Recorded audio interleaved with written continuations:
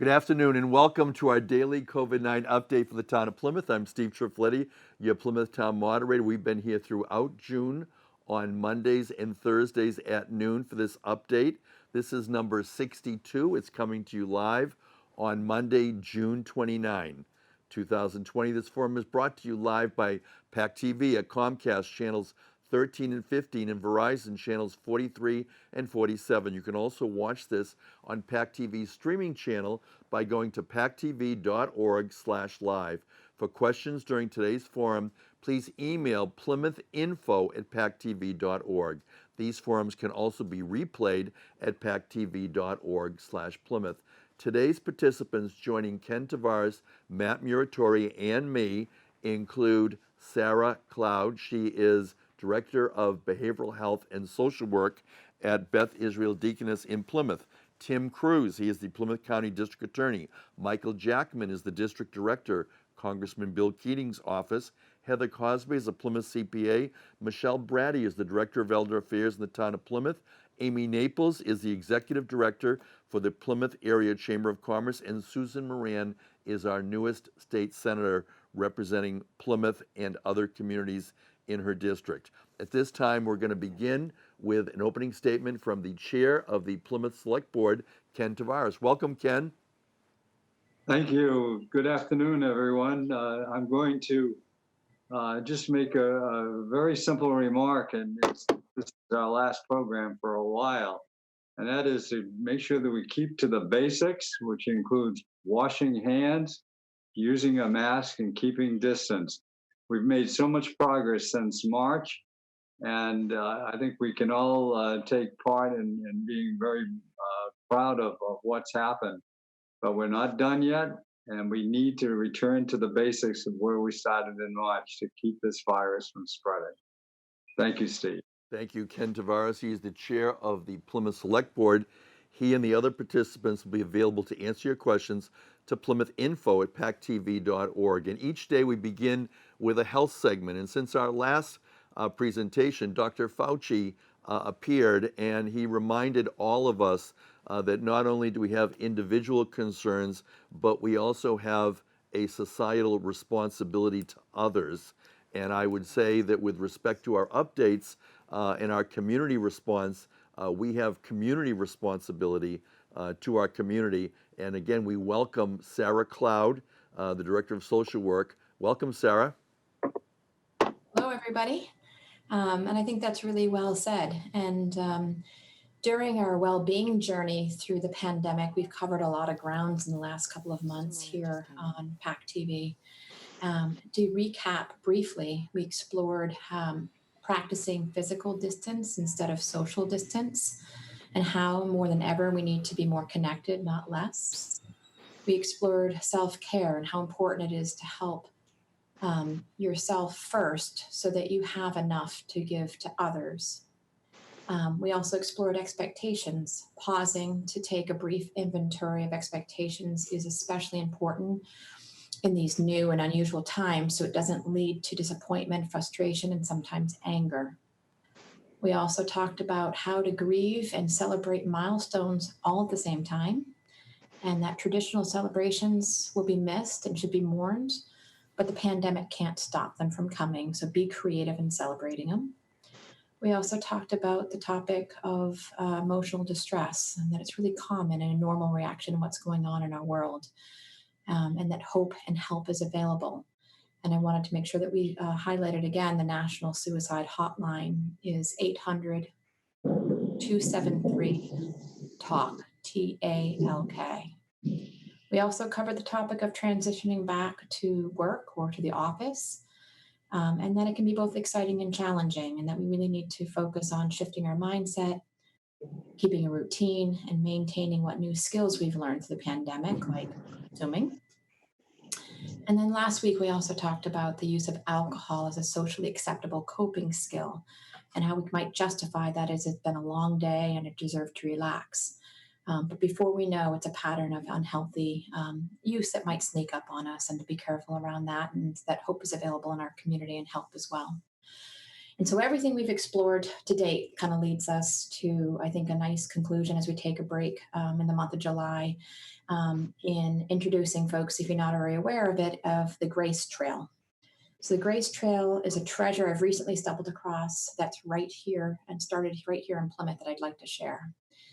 The Grace Trail was developed by Ann Joyce, an award-winning life coach, author, and TEDx speaker who thrives on helping people live their best lives and work their best work.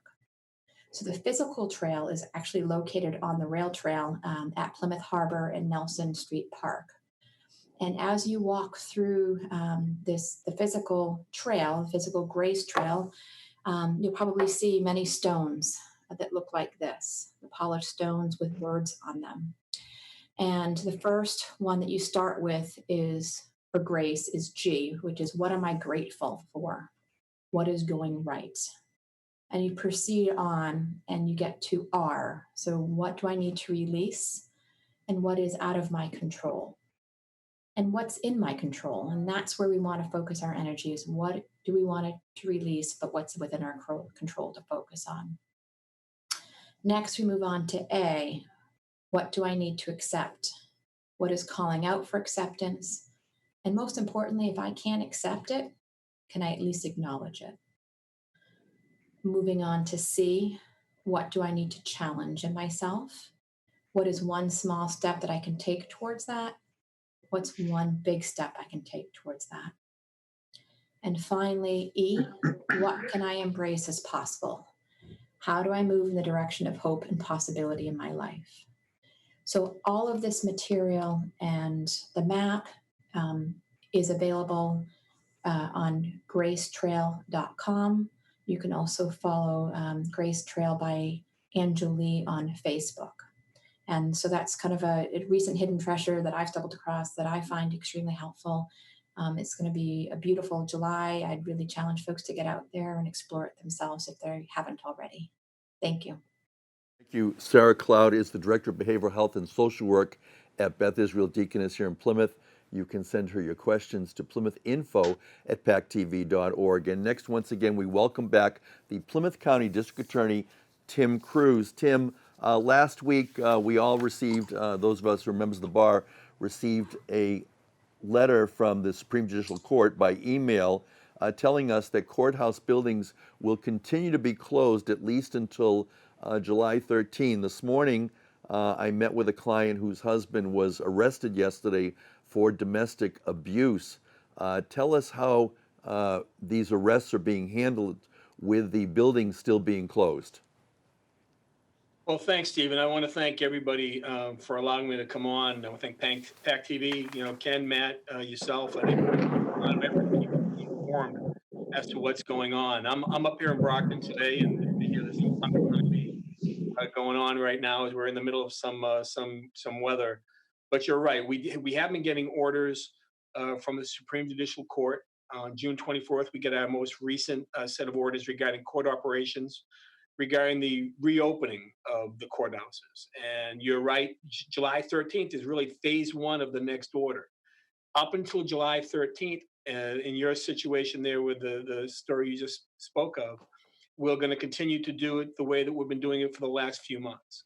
In that individual, if somebody gets arrested for a domestic per se, which is a mandatory arrest, in most instances, that individual would be arraigned virtually.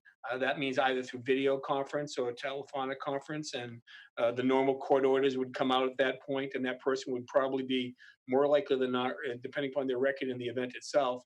The majority of people have been released to go back out into our community, and they get a date down the road. So I'm hopeful that, when the first phase is up and running, we'll go to some more level of normalcy, because on July 13th, they do change a little bit, which I think is a very positive thing for the work that we need to continue to do to conduct our mission here in the DA's office, and also everybody's mission in the various courthouses throughout our county. So as of July 13th, you can enter a courthouse for matters that are not going to be handled virtually. You can also enter a courthouse to conduct in-person business with the clerk's office. If you're on probation, you have a meeting with your probation officer, you can go meet with that PO. Obviously, you always call in advance to make sure you have that meeting. A person can conduct business with other offices that are open to the public and housed within the courthouse. So that's a good step in the right direction. We go to our next phase, phase 2 of the third court order from the SJC, that says that on August 10th, we're going to further expand additional in-person proceedings. So that means that as of that date, right now anyways, the SJC will permit cell phones inside the courthouse.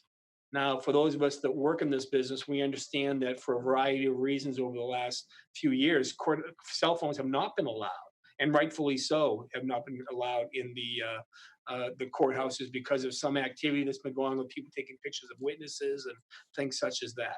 So we're going to have to see as we proceed how that works. All of our jury trials have been continued to the earliest September 8th. And during this phase 2 also, bench trials are going to be scheduled. A bench trial is a trial that we have in front of a judge, not a jury. So all of our jury matters, the very earliest they're going to start up again is going to be September 8th. And that's a challenge for us because that means basically we haven't had any jury trials in our county or in the Commonwealth really in almost 6 months. And that is really unprecedented. We have been conducting in the last couple of weeks grand jury proceedings, which is not to be confused with a petite grand jury, a smaller grand jury. But there certainly has been some things that have been going on. Now, obviously, the courthouses themselves are bringing people to that. The safety of our court staff, the people, the public themselves are of paramount importance. And we have to make sure that we're all cognizant of what it is when we start accumulating back at the court system the way we used to. My understanding is that there should be additional personal protection equipment. It's going to be made available and the necessary precautions are going to be taken, including that we're going to be installing plexiglass barriers in the public and the work areas. And they'll have additional signage which mandates physical social distancing will be put in place, although I know it has been put in place in other places.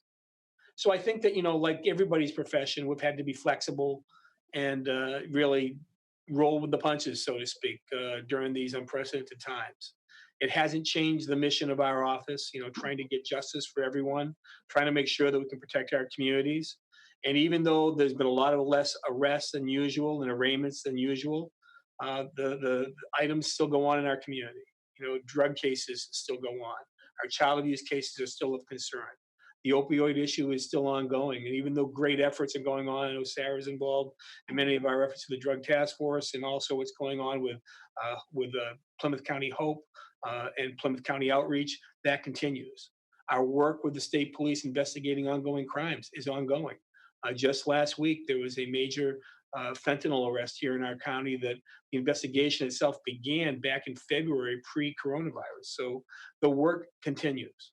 And, for myself and my other fellow DAs whom I stay in touch with, my colleagues here throughout the Commonwealth of Massachusetts, as well as being a board member of the National DAs, we're all talking to each other and seeing what our best practices is and continuing to make sure we can do the right thing to protect victims.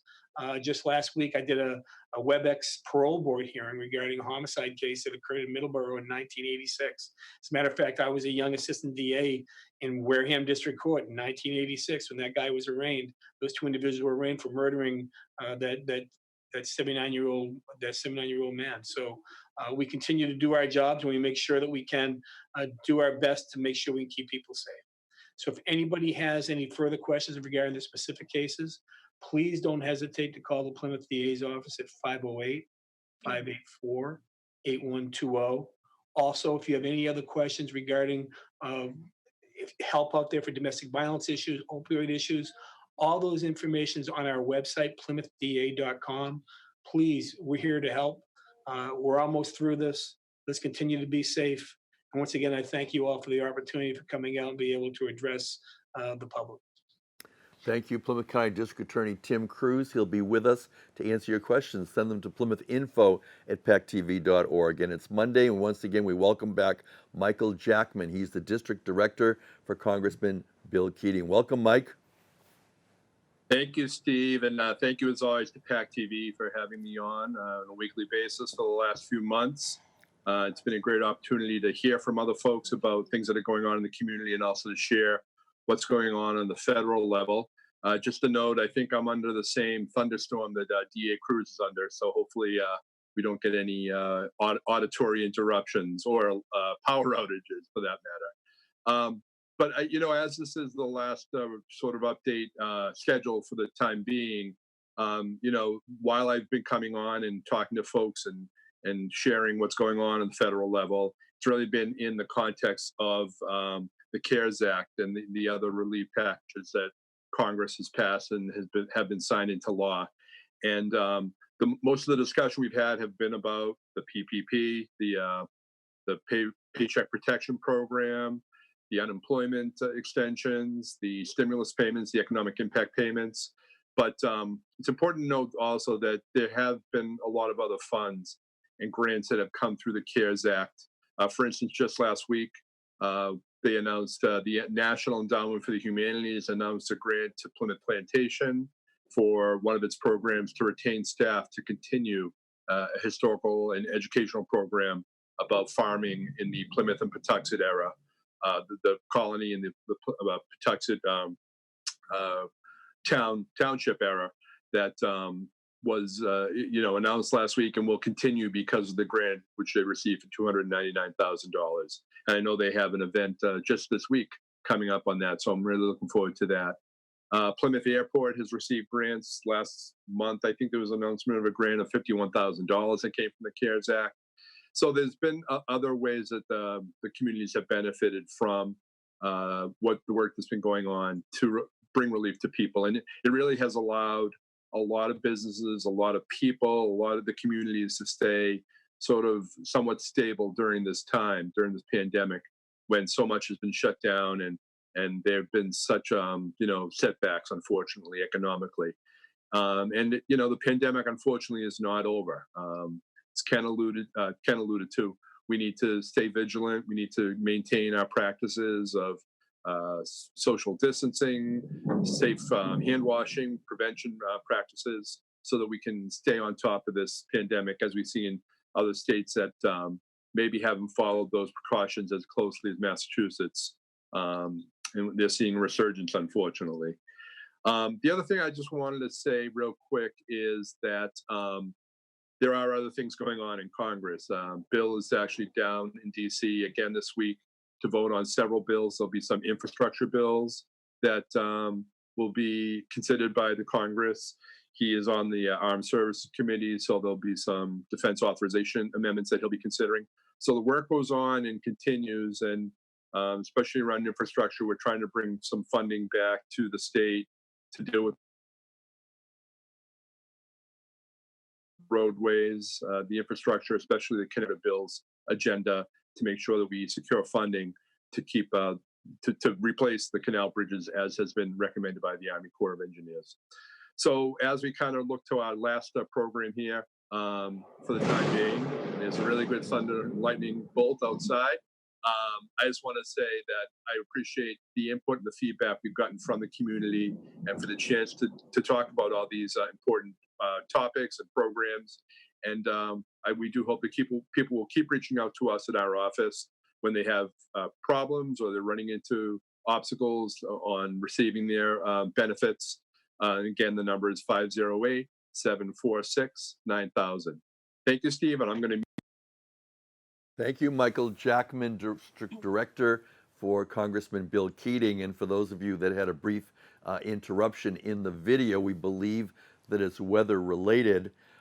Heather, Mike talked about unemployment and stimulus, and in my world, in probate court, judges have been asking questions of people about why didn't they get the stimulus, why aren't they reporting it, or why didn't they get the unemployment. So the information you've been providing each week along with Mike has a widespread application, not only for a recipient who is eligible, but whether or not someone else is questioning if they weren't eligible, why didn't they receive it? But welcome, Heather. You're our Plymouth CPA. Good day. Thank you very much. Thank you. I'm glad to hear the information is helping our community and everybody because there is so much information out there. Thank you, PAC TV. It's amazing what you do for our community and all the other communities. And, as far as this being the last show, I can guarantee you there will be more PPP laws coming through, even when the show ends. So, first of all the businesses stay vigilant, continuing to grab information because there will be more updates that happen. I wanted to just talk about two items today. One is related to the IRS passed relief last week. One of the questions, if you were 70 and a half in 2019 and you were required to take distributions from your IRA, 401k, any retirement plan, the question has been, what happens if I already took my distribution and now I want to put the money back because I can take a waiver and not take my distribution this year. Because the concept is if you put the money back in the market, then you'll hopefully recoup more of your gains. So last week, the IRS did come out with relief on that process. So if you've taken a required distribution out of your retirement accounts this year in 20, you have until August 31st to return those funds. The old rule was you had 60 days, but that's been waived for only taxpayers that are subject to required minimum distributions. So if you want to reinvest that money, you want to pay less taxes this year because you'll have less taxable income, then you're going to be, you have till August 31st to make that happen. This rule does not apply to people not subject to required minimum distributions. So if you happen to be somebody who lost their job, wanted to tap in and get access to your funds, you only have the 60 days to roll that money over and turn it back in if you had recouped or your job came back for you. So I just wanted to provide that information because that was a question we had a few weeks ago. The other piece is PPP. So there are two pieces of information or guidance that came out this last week. They're both on the SBA.gov website. SBA issued frequently asked questions last week, and I did talk about this, but I wanted to further clarify this. This has to do with the loan term. So it went from 2 years to 5 years if your loan is not forgiven. And if your loan is prior to June 5th, your loan term is 2 years. If your loan was after June 5th, your loan term is 5 years. You may only change your loan term to 5 years upon mutual consent of the bank and yourself. So if you happen to be a business in a situation that you might not have your funds forgiven, you'll need to talk to your bank and make sure that you just didn't assume that it now became a 5-year loan. The other piece of information I wanted to just remind everybody is, as of right now, today, the PPP loan applications end tomorrow, the 30th at midnight. If you haven't obtained a loan and you're now wondering whether you should, you need to contact your lender today. Some lenders are reporting they're not going to have access to the SBA portal. They might already not have access to it. So you do have until tomorrow to obtain funds if you haven't already. Given the new rules about the forgiveness and having 24 weeks, I highly recommend you obtain, you try for this loan if that will help your business. Secondly, even if it's not forgiven for whatever reason, it's 5 years at 1%. There is no cheaper money available to help you through this crisis. So that's where I wanted to end it. Everybody on the panel has been great, and I'll say my goodbyes in my wrap up. Thank you, Heather Cozby. She is a CPA in the town of Plymouth. We're next going to go to Michelle Bratti. She's the Director of Elder Affairs, and it's a Monday. Welcome, Michelle. Hi, Steve. Welcome. Thank you for having me. And hello, as always, to everyone on the panel. Seniors of Plymouth, what a ride it has been and continues to be. You've been through a lot in the last 3+ months. While the Center for Active Living's facility doors have been closed to the public, we've not been closed in serving the community and your needs. You simply are and always will be our #1 priority. No virus has the power to change that. You may be out of sight, but you are never out of mind, and front and center always is our mission to serve you. We remain committed to staying connected to you through outreach calls, resource and referral, system navigation, community program connection, expediting real-time information, distributing Meals on Wheels, providing our grab-and-go lunch program, and bringing you virtual and PAC TV programming, to name a few. Cal will, as we discussed, look different when you come back. Physically and programmatically, it will look different. We will be making internal changes that reflect safety, social distancing measures, and state and municipal best practice directives. Programming will start small, and those few that do return will be ones that have the least person-to-person contact. Be assured that we will leave no stone unturned when it comes to your safety, health, and well-being. Cal has created virtual and online programming that gives you a variety of options to stay active, fit, and engaged with others. We're working with PAC TV, Duxbury Council on Aging, Kingston and Pembroke Council on Aging to create an impressive variety of joint programming that will be shown on PAC TV for those that prefer to engage from their home television. We want to make sure, bottom line, that you feel connected one way or another. And I encourage you to consider future programming that involves socialization from all three areas. Some in person when Cal opens, some from our amazing online Zoom programming, and those include mindfulness, yoga for everybody, delicious and nutritious, cardio, dance and toning, barefoot cardio, sit and get fit, low vision support group, bingo, Tidmarsh Wildlife Sanctuary guided tours, and the Senior Living Network, with several more coming to ensure that you are engaged. Check out our guides to both PAC TV and Cal programming in our July newsletter and online. Do not be afraid of Zoom, seniors. It's a wonderful way to connect with each other. If any of our Cal support or socialization groups that already exist, Men Are the Women's Group, Grandparents Raising Grandchildren, how about Pilgrim Pride? If you're a senior in this community and you don't belong to the Center for Active Living, that's okay. Come see us. Not physically. Come talk to us. Call us. You can join and be part of this wonderful Zoom programming. We'll make this happen for you. If you want your own Zoom channel for social or support networks, we have that. Thanks to a Chenal grant, we have that capability. We know how important connections are, and we have the capability to do so.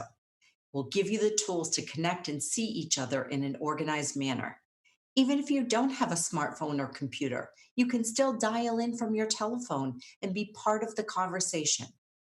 It is more important than ever to stay in touch with each other.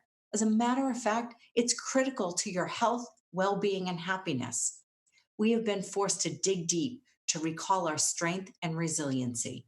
Seniors of Plymouth, you have been an amazing testament to this, and I have learned so much from you in the past 3 months. Let's continue our long-distance relationship for now and together find ways to creatively engage with one another. Pre-COVID, I spoke often about the importance of community relationships and partnerships. Those words remain pivotal and very, very true today. It is through the grace and intelligence of kindness, camaraderie, and leadership that we have come together to support each other in this town, despite our most difficult and unprecedented days. I cannot thank PAC TV, Julie, Steve Triffletti, Matt Muratore, and Ken Tavares enough for the opportunity to have been a regular guest on this panel for the last 3+ months. I feel so lucky to have been part of something so special and informative in this town, and have been honored to represent and speak directly to the amazing seniors in our community. I'm humbled to have presented alongside the esteemed co-panelists I have met during this time, and truly do at this point consider all of us family. I will miss Zooming together, but look forward to our combined, ongoing personal and professional commitment to our town. Despite not seeing you weekly on this panel, I have the utmost confidence in your dedication to our community and know that that dedication will remain unwavering. Thank you, Steve. Thank you, Michelle Bratti. She's the Director of Elder Affairs for the town of Plymouth. She'll be remaining with us during our question and answer. At this point, we're going to go to another Monday guest. Each day we've had an economic business segment. We welcome Amy Naples. She's the Executive Director, Plymouth Area Chamber of Commerce. Amy, yesterday in the late afternoon, early evening, I was traveling downtown, had no problem getting around. How are things going with the chamber? Excellent. That is so great to hear. First off, I just want to say hi to my fellow panelists. I have truly enjoyed being a part of this, at least every week, and in the beginning, several times a week. And I think we're kind of like the Brady Bunch now, and I'm going to really miss all of you. So it's just been a pleasure. But The Brady yes, Bunch shot. downtown, we hope the community has checked it out, the one-way traffic corridor down Court and Main Street. It is going very well. The recommendation was made by the Plymouth Recovery Task Force to aid businesses with recovery efforts. Much consideration, time, research went into this decision. And we do know it's not a one-size-fits-all solution, but we do know that one-way traffic in many destination towns is very, very successful. Research shows it creates a vibrancy different to a traditional street. And it just, in this short time that it's been implemented, has already changed the vibe in downtown. It's very cool, it's very different, it's very similar to like a Newport vibe. So after living in Plymouth my whole life and hearing about this discussion many times, I am so excited the town has kind of given it a whirl. We are asking residents and businesses to be patient, embrace the change. We know change can be very difficult, but check out what the buzz is all about. There's plenty of parking available in downtown, all within walking distance. So with change, there will be some hiccups and things to work out, and we are aware of that. But I can't say enough wonderful things about the Town of Plymouth DPW Director, Jonathan Beater, who put this into implementation, as well as the police and fire chiefs, and of course the town manager, Melissa Riggi, and the members of the select board for their support in making this happen. And of course, I did want to mention all of the barriers were donated by a local company, Liddell Brothers. That was a very large donation of around $60,000. So we are so very thankful. They were excited to get behind this project and support our community and small businesses. So the one question I receive a lot of is why now? Why now that businesses are allowed to have people coming in? But the answer I've been giving and that I feel very strongly about is businesses need to recoup as much lost revenue as they can to make it. 3 months is a long time to be out of business. So they need every opportunity presented to them. And also, many people are not comfortable with going into restaurants, and allowing them to dine outside gives them an opportunity to patronize the businesses. And I think just in the summer months, people enjoy being outside. So this is a really good opportunity for our small businesses. It makes it very competitive with the waterfront, and it's a really great vibe. I think it looks amazing downtown. So we ask the community for your support, embrace the change, and please be positive. So in addition to the one-way corridor, the task force has been working on various other projects to aid with recovery. We will be putting together a new survey to gauge consumer confidence in spending and about patronizing businesses. We will find this is going to be very helpful for businesses and their planning, particularly around inventory, staffing. So that will be very helpful.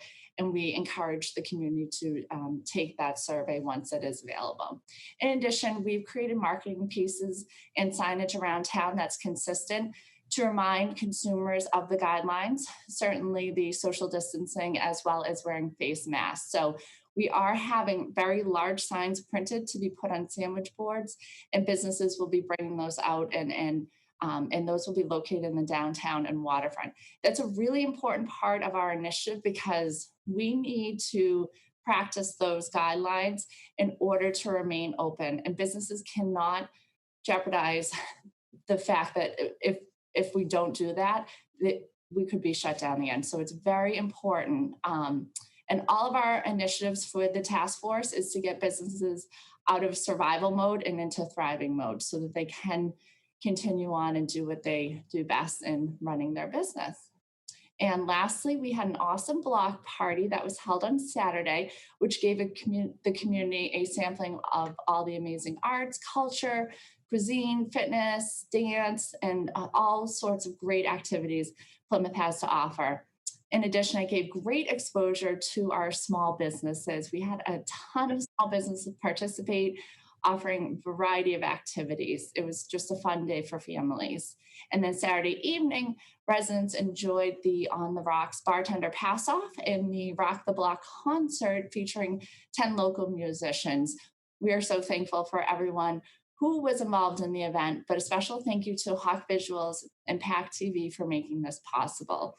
PAC TV has truly been the leader in providing our community with outstanding communication, programming, and education. They're the first to roll up their sleeves and help, and we are so lucky to have them in our community.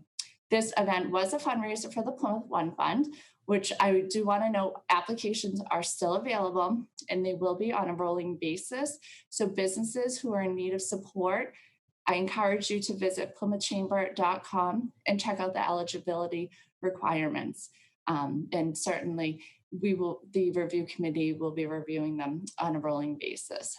And then of course, since today is our last show, and each time I'm on here, it's my plea to support small businesses. So I encourage you to do so without me asking.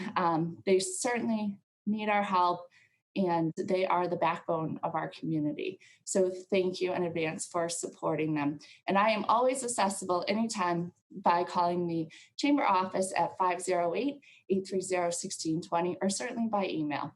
But thank you, Steve. Thank you, Amy Naples. She's the Executive Director, Plymouth Area Chamber of Commerce. She'll be here to answer your questions. PlymouthInfo@pactv.org. And once again, we welcome back our newly elected state senator, Susan Moran. Sue, it's been a few weeks now since you've been on the job. What do you have for us today?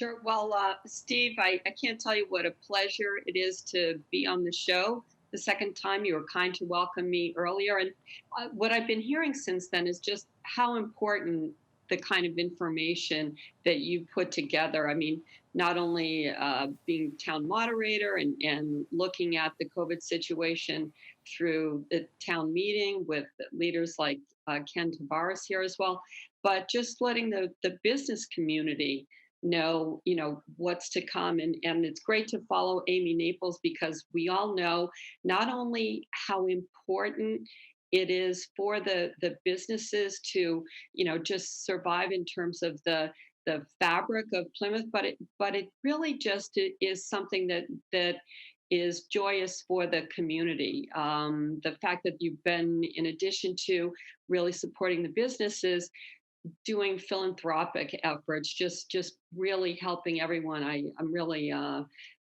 couldn't be prouder to be coming right after that. I also want to just say a little bit about what's going on in the Senate. My colleague, Rep. Muratore, and I, he's another one who's been very kind. We've been working together on some local issues that for the Senate part, we've been focusing on healthcare right now, following up the recent mental health care efforts and just shoring up mental health for folks and prescription drug health. We just finished a telemedicine piece of legislation that not only is absolutely fundamental in getting through COVID, but going forward, the advantages that have presented themselves are really going to be formalized.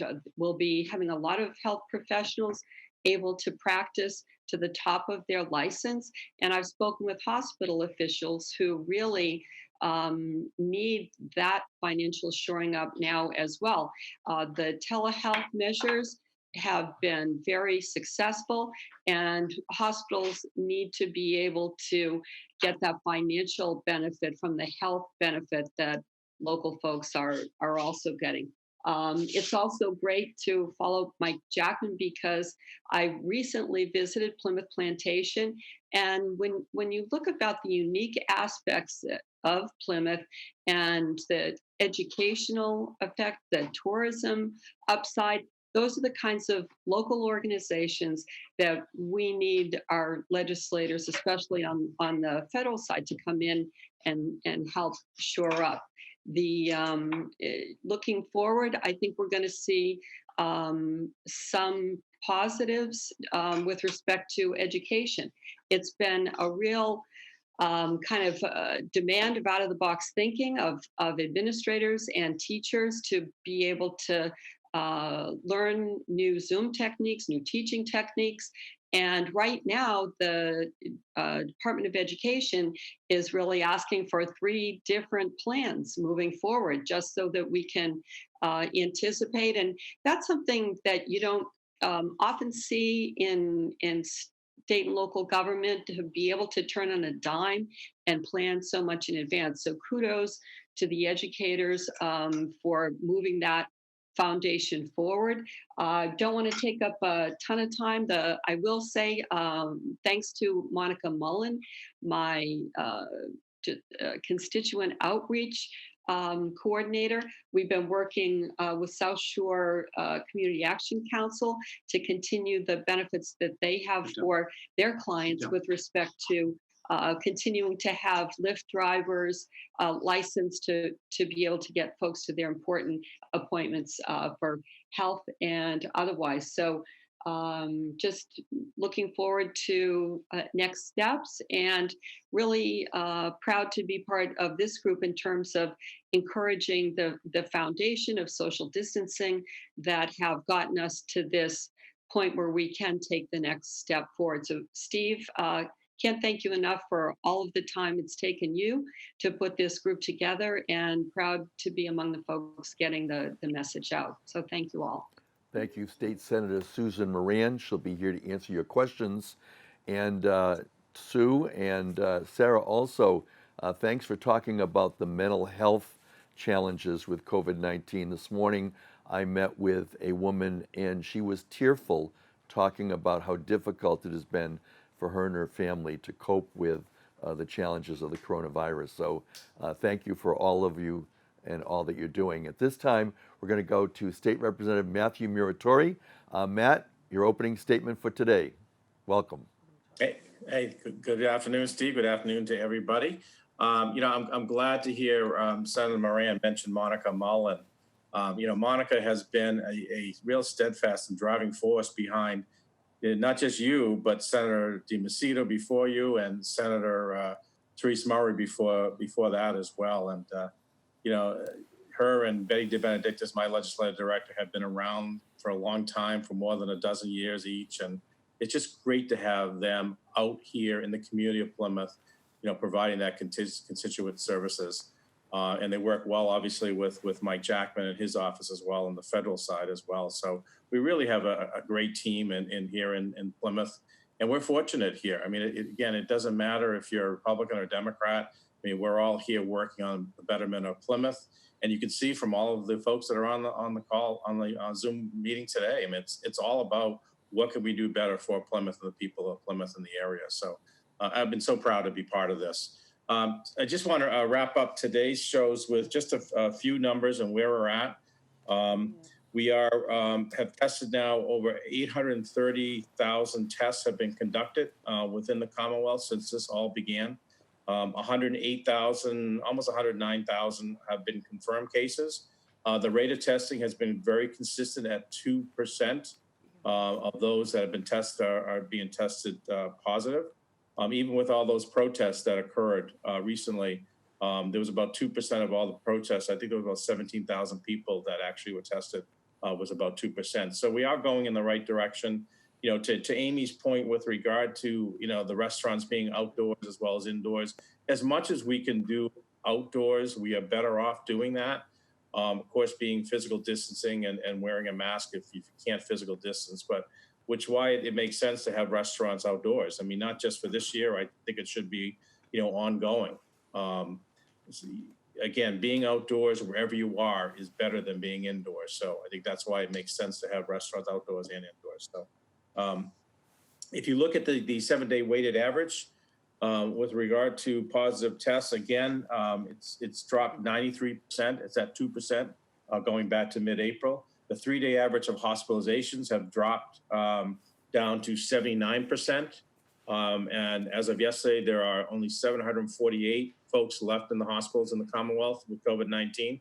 I remember talking, I think it was April 23rd, I think it was, and we had over 3,900, almost 4,000 people in the hospital at that point. And today we have 135 in the ICU, and that number has dropped to significantly as well over the last several months. And the percentage of the 3-day average of deaths since the mid-April has dropped significantly as well. It's down 85%. But we still have, we reached the 8,000 mark of deaths over the weekend. We're at 8,060 deaths from the COVID-19. And again, 63% of those deaths, or 5,086, actually have come from long-term care facilities. So it just goes to show that you're indoors. If you're indoors and you have health conditions anyways, and you're at the age of a senior age of 80 or 70 years old, you should really stay inside still, continue to until a vaccine is actually found. Continue to wear a mask if you do have to go out, and that's for everyone's sake. And I can't stress this enough, Steve, that I still hear people talking about I don't need a mask because I'm fine. But just to remind people, the mask is not for your protection. It's for everyone else's protection around you, because you don't know if you could be asymptomatic and have it. So until we find the vaccine, let's continue doing what we're doing. We don't want to be like Texas and Florida and California, where they're reverting back. The governor's approval rating came out recently at 74%, even through this whole crisis. And yet there are people that still criticize the fact that why have we opened so late?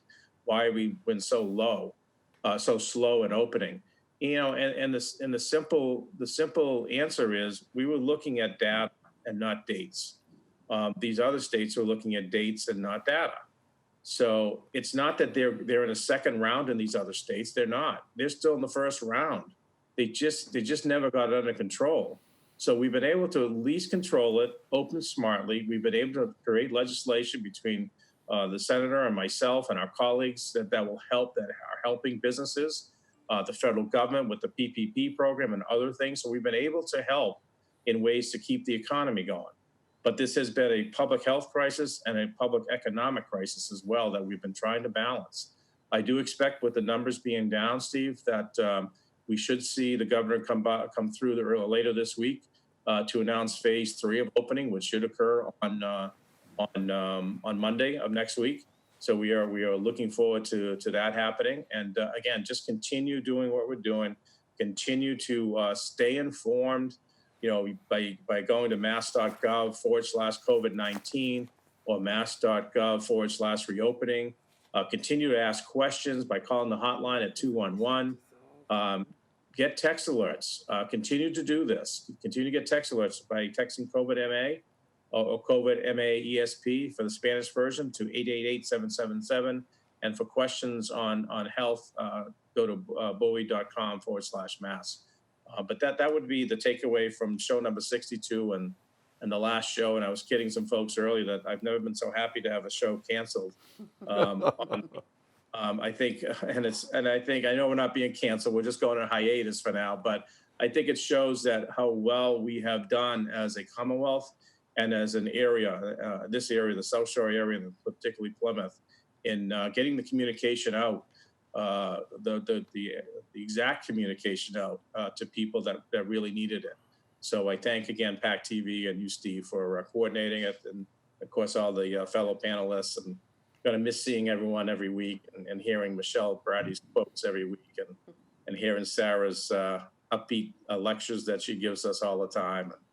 And Heather's PPP updates. And I got to tell you, Heather and Mike Jackman, you've helped my business, because learning from you too of how to do all this has really helped my business as well. So, and Amy, you're incredible what you've done with the community, transforming this community and taking a community that really was on edge initially on the business community and really bringing it forward and looking at the positives. There's a lot of silver linings that have come out of this, and the chamber is one of those. And of course, the Board of Selectmen as well. The Board of Selectmen has worked so well with this community. Sue and I talk to other communities. You don't see this cooperation that goes on with the business community and the board. And they've been able to work together hand in hand, step in step, and work together for the betterment of everybody. So we applaud the board as well. So I'm going to miss having these shows regularly, but I'm sure we'll be back at some point to get caught up and give some updates. So that's it for today, Steve. Thank you, Plymouth State Representative Matthew Muratore. He's here to answer your questions, PlymouthInfo@pactv.org. And Matt, yes, over the weekend we heard the Texas governor talk in response to their increased numbers that in hindsight, that he should have done things a little more slowly. And so with respect to our governor, we're certainly grateful that things were taken slowly in Massachusetts and that we relied on the data. And we're now hearing nationally that there's a look to communities and communities to continue to respond. So certainly in Plymouth, we're thankful that the community has been responding as actively as it has been. We have a number of emails today. The first is not a question, but it comes from Mary, and she writes, "A big thank you for all you've done. I'll miss this format." So, Mary, we will continue, but the schedule will change. We will have an update in July, and we'll let you know. But in the meantime, a question for Heather. Heather, the question has to do with the tax implications of reinstating MRD.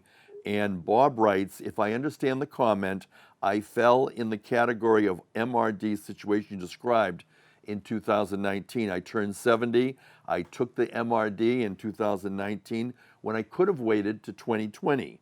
And I have already filed my 2019 taxes.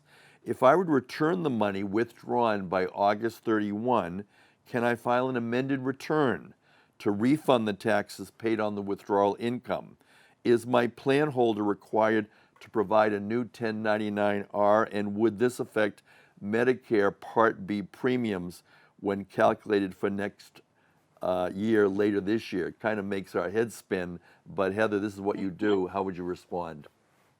I would respond, I need to read the entire IRS regulation for that very, very specific issue, because very few people wait until the following year they turn 70 and a half to take the required minimum distribution.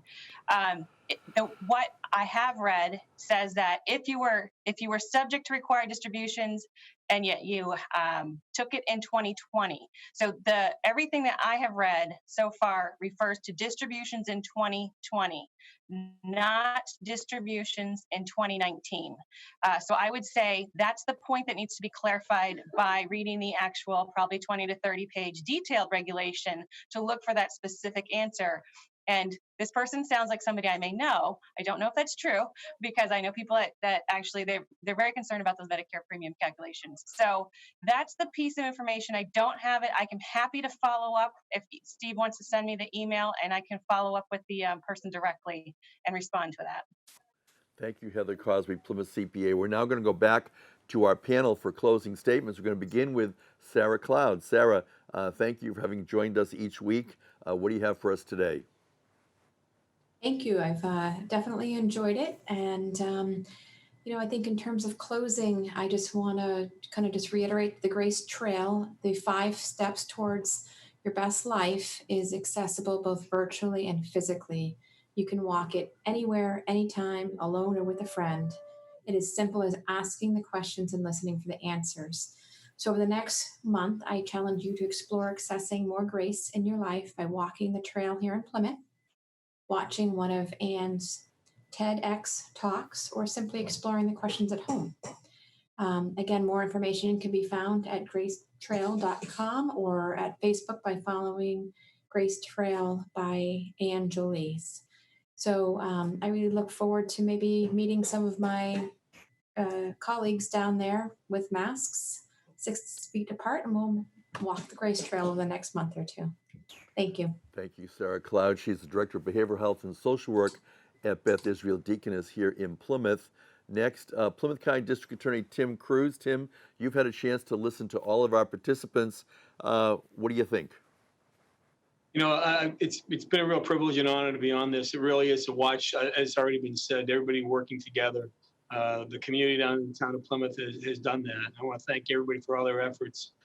I think it makes a difference. I think, people want to know what's going on from the variety of different things that we all do.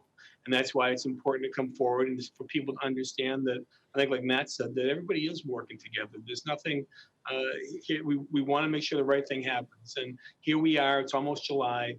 I think we've been talking about making sure we all go slow and steady. And I think that's what we've done here in the Commonwealth of Massachusetts. So we continue onward. I think things will be different from here on out. But notwithstanding that, a lot of good things have happened because a lot of people on this panel and a lot of other people who are really working hard every day. So I would just say thank you for allowing me to be on. Let's all work hard. We're not over the finish line yet, but we all stay safe and we'll get through this. Thank you, Plymouth County District Attorney Tim Cruz. We're going to go to Michael Jackman, the District Director for Congressman Bill Keating. Mike, in our 60-second presentation, what would Congressman Bill want us to be thinking about?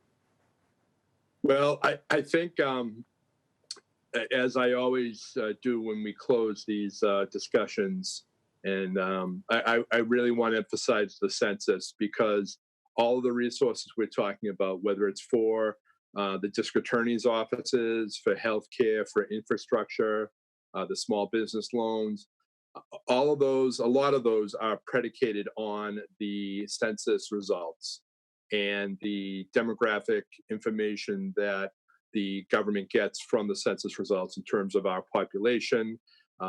Congressional representation will be based on that going forward, starting in about a year or two. So it is so important. I know Michelle, I know the town, I know the clerk's office. I know so many people have been beating this drum, if you will, but it is so important.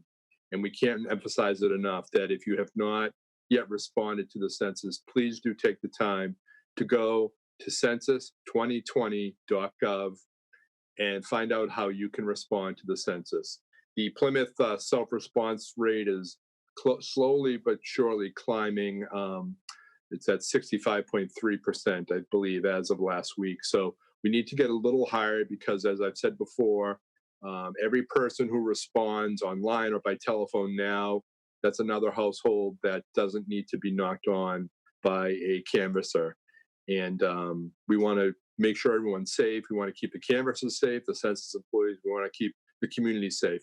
And the fewer doors they have to knock, the better off we all are. So again, take a moment, go to census2020.gov and find out how you can respond to the census. It's so important. And again, Steve and Julie and everyone at PAC TV, thank you so much for having us on and having the opportunity to share our information and learn from each other every week. I appreciate it. Thank you, Michael Jackman, District Director, Congressman Bill Keating. We're now going to go back to Heather Cozby, our Plymouth CPA. Heather, we're closing out June. What do you want us to remember? So I just want to remind all the businesses to keep educating yourself, keep taking breaths and counting to 10, and keep looking forward. It's just been an absolute pleasure to be a part of this panel. And Matt and Steve, when you asked me to, I was really nervous and going, what am I going to talk about? Well, no problem, apparently. So this whole panel, actually Plymouth in general. Plymouth is a big little town. It is geographically huge, but I just want to say that, everybody on the panel is sincere, relevant, informative, and we actually do all talk to each other and know each other. And that's how Plymouth is. If you need something, you can call anybody. Plymouth is historical. It's unbelievable what this town has done compared to other towns in trying to communicate, and how this came together, and it just got refined so nicely. I just want to thank you, Steve, PAC TV, and Matt for really putting this together and pushing it forward and having the idea of having regulars on. It's just amazing. And so many people have complimented me about the show, and you guys have just done such a good job. And I'm going to miss it very much, but, if you need an update, I'm sure I'll have one. And, everybody, just wonderful. Good to see you. Amy, you've done a phenomenal job. Towns that even have their chambers so integrated. This is not, everything is so integrated with each other, and everybody is so sincere. It's just wonderful. And we're all so lucky to be here in Plymouth. So thank you. Thank you, Heather Cozby, Plymouth CPA. We're going to go to Michelle Bratti, Director of Elder Affairs. Michelle, what would be a takeaway today for our seniors? I just wanted to mention before I give you my takeaway, when Senator Moran mentioned Monica Mullen, who is a beloved advisory board member here at the Center for Active Living. Just wanted to put out there for people, and I wanted to mention this earlier, that Habitat Here and Now is a new program. It's a grant, a one-time COVID rent relief. They are taking applications. They're due by July 22nd. If you've had a job termination or a wage reduction in regards to COVID-19, They are looking to help people with rent relief. You can call 508-866-4188. Just really important information that I wanted to make sure I got out there. But my last words, we are here for you. 5 simple little words, but we mean them with everything that we have. Cal's committed to helping you in any way that we can, in any way that you need assistance. We truly have the most dedicated staff, and we want to continue to remind you that you are not alone, seniors. We are standing with you and for you during this pandemic. You and your voice matter. I'll end with a quote for Matt and for our seniors. No distance of place or lapse of time can lessen the friendship of those who are thoroughly persuaded of each other's worth. Robert Southey. Thank you, everyone. Thank you, Michelle Bratti, Director of Elder Affairs, Town of Plymouth. Amy Naples, Executive Director, Plymouth Area Chamber of Commerce. Amy, businesses are opening, reopening, and they're going to continue to need our support. What do you have for us? Absolutely right. And we as a chamber are there for them, whether they are members or not. Certainly, I want to help all businesses. This is my hometown. I am passionate about this town. I will do pretty much anything they need help with. So I'm willing to help any way I can. So certainly reach out, PlymouthChamber.com, 508-830-1620. But I also want to leave with Steve, Matt, Ken, Julie, and all of the panelists that I've had the opportunity to be on the show with. I commend you all for what you do for the show and what you do for our community every day. I know you've worked tirelessly to assist members of our community, and I cannot thank you enough for your dedication. We are so lucky to have an amazing legislative delegation who's responsive and wants to help anyone and everyone who I've been able to lean on for support throughout this entire pandemic. And Matt is absolutely correct. We are so lucky to have a great select board who is so supportive of our business community. And I have also heard firsthand from colleagues around the state from chambers that have not had the best experiences or as great of experiences as I have. I am so thankful to have been a regular guest on the show, definitely providing me a platform to give business and chamber updates. It has been certainly so beneficial for the chamber, as well as the partnerships and collaborations that have certainly strengthened because of this. It's been an absolute pleasure being in the company of these wonderful folks each week. I've learned so much. Heather, Michelle, Sarah, they always had a great message. And I learned so much from regarding accounting and PPPs and SBA loans from Heather that I could, of course, share with our members. So thank you all. Thank you to everyone that was involved in this. I know how much work and effort was put into it, and of course, PAC TV. So you can always reach me at PlymouthChamber.com or certainly call the office. We are available anytime. Thank you, Amy Naples, Executive Director, Plymouth Area Chamber of Commerce. And speaking of our legislative delegation, we're so glad to have a complete delegation at this time. State Senator Susan Moran, what do you have for us today as a closing statement? I would just like people to know that the effort of the team that you pulled together here, Steve, and Ken Tavares and Julie, PAC TV, everyone that's been participating, we are still going to continue to work together. This is sort of like a peek behind the curtain of things that happen every day. And in terms of problem solving and putting our heads together, we all have different professionalism, levels of expertise, contacts, and we help one another in solving problems.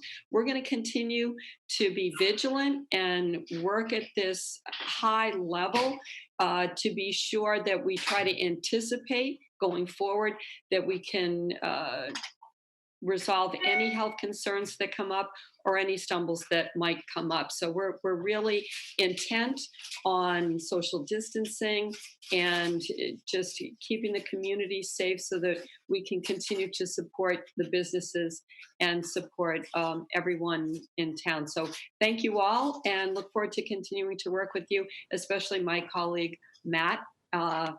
Thank you. Thank you. Susan Moran is a state senator serving the towns of Plymouth and other towns in the area. And at this time, we go to Plymouth State Representative Matthew Muratore. Matt. You know, Steve, nobody's more happy to have a complete delegation than I am.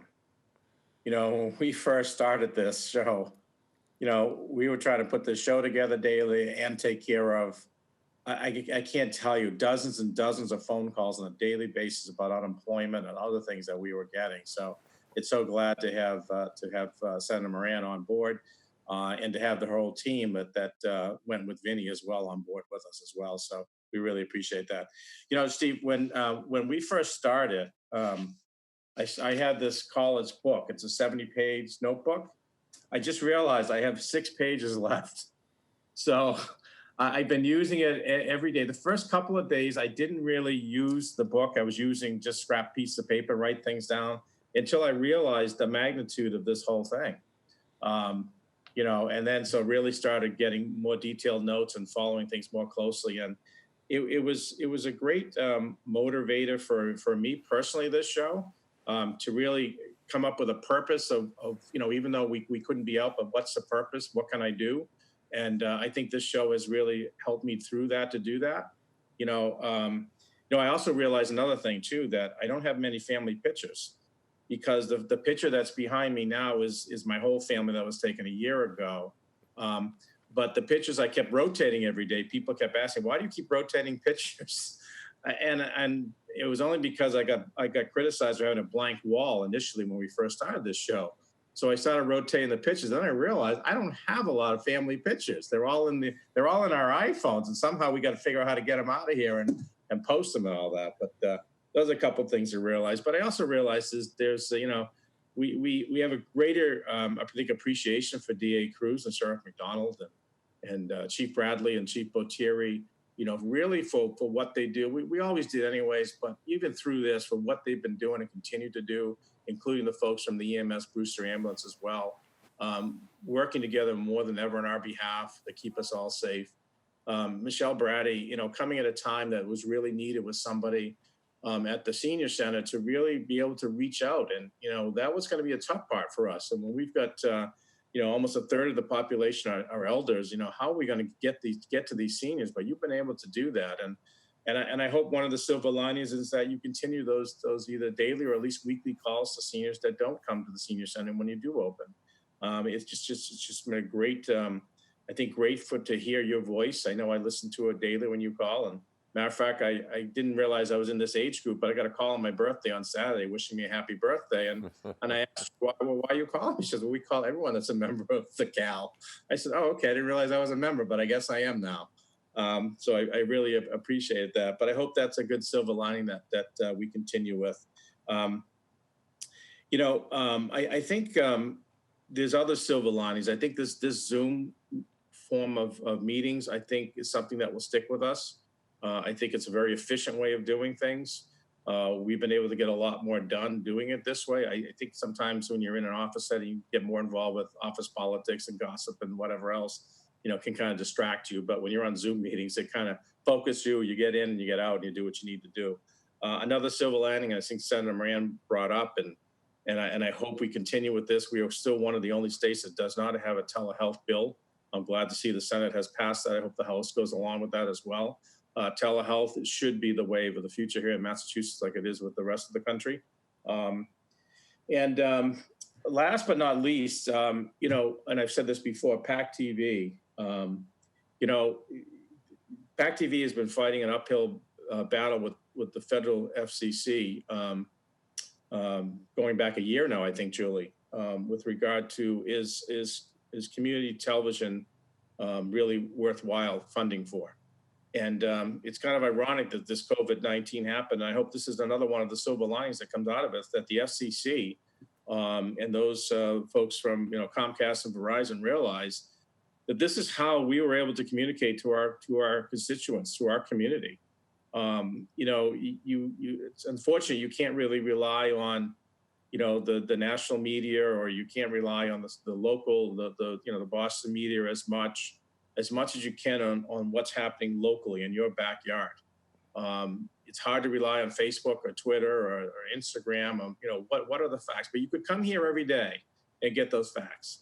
And if it wasn't for PAC TV doing this, if it wasn't for PAC TV, providing the government, and I applaud the Board of Selectmen and you, Steve, for continuing the government. The government needed to continue, and you did it. And you found a way to do it through working with PAC TV.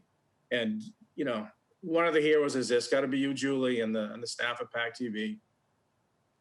I hope this funding issue, finally is put to bed and everyone realizes there is purpose in what we do and what you do and what we all do to help our community. So with that, again, I want to thank everyone, all those who have been working the front lines, all those heroes who are in the physical, taking care of our physical health and economic health, and just continue to stay informed, stay safe, continue to stay calm. Remember, if you're in an age group and you have health conditions, stay home until we get a vaccine. But as I close with every day, let's continue coming together by working together. Thank you, Steve, and thank you again, PAC TV. We look forward to talking to you again at some other point in the summer. Thank you, Plymouth State Representative Matthew Muratore. And when Matt talks about scraps of paper in the beginning, we did kind of do it fairly informally, and very quickly we learned we needed to put together a formal written agenda every day just to keep track of the participants and the flow of the program. So we've come a long way. I'd like to thank, again, all of the participants for all of the 62 presentations, and specifically today to Sarah Cloud, Tim Cruz, Michael Jackman, Heather Cozby, Michelle Bratti, Amy Naples, Susan Moran, and of course, Matt Muratore, and now Ken Tavares, Chair of the Select Board. Ken, your closing statement. And unmute yourself, Ken, so we can hear you in this last presentation. Go ahead. Not yet. This is Ken Tavares. He is the chair of the Select Board. And Ken, we're just going to have you unmute yourself. Select Board is meeting tomorrow. He's good. You good, Ken? Go ahead. Okay. Yeah, we thank got you. Go ahead. I've been taking a few notes as everyone's been talking today, and I know I just don't have enough time to say the proper thank yous that should go out. This was an idea that came out of one meeting and has certainly served this community well. I appreciate everything that Matt and Steve have done because it's been very important for us to keep that contact within the community.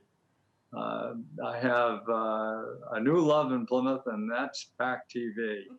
There is absolutely no way that this government could have continued to function without PAC.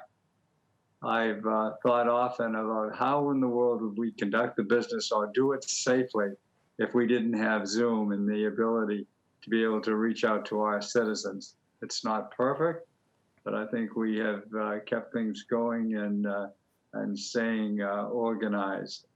I also learned something, a very important lesson, and that is that first responders, our police, our fire, our medical people are, so important. We saw them actually in action and continue to do so. But I also learned there's an entirely other group of first responders, and that's people that work in the restaurants, people that work in the stores, the people that make deliveries, our postal service. There are so many people that have carried on their jobs and done it admirably.